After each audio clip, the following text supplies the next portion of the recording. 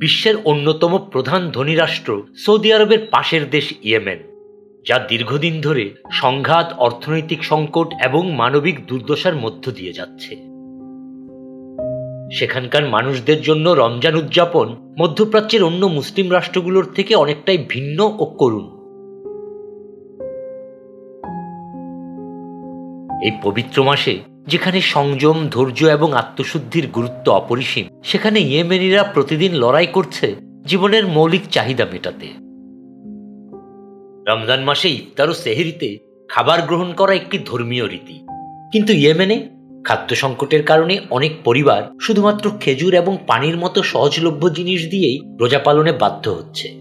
জাতিসংঘের তথ্য অনুযায়ী ইয়েমেনের 2,40,00,000 মানুষ কোনো না কোনোভাবে মানবিক সহায়তার উপর নির্ভরশীল, এবং তাদের মধ্যে অনেকেই পর্যাপ্ত খাবার পান না।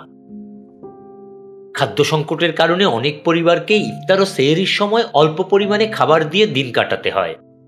ঐতিহ্যবাহী খাবার যেমন খেজুর এবং রুটি, যা সহজলভ্য, সেগুলোই সাধারণত তাদের ইফতারের প্রধান অংশ হয়ে ওঠে। রমজান মাসে মসজিদে তারাবি নামাজ পড়া একটি গুরুত্বপূর্ণ ইবাদত, কিন্তু ইয়েমেনের বিভিন্ন অঞ্চলে নিরাপত্তার অভাবে মানুষ মসজিদে যেতে ভয় পায়। সংঘর্ষের শঙ্কা এবং বোমা হামলার আতঙ্ক অনেককে ঘরে নামাজ আদায় করতে বাধ্য করছে। এই অমানবিক সংকটের মধ্যে আচার ও উদযাপনের চাইতে হৃদয়ের উত্তাপ দিয়ে ইয়েমেনি জনগণ তাদের ধর্মীয় বিশ্বাস অটুট রাখার চেষ্টা করে।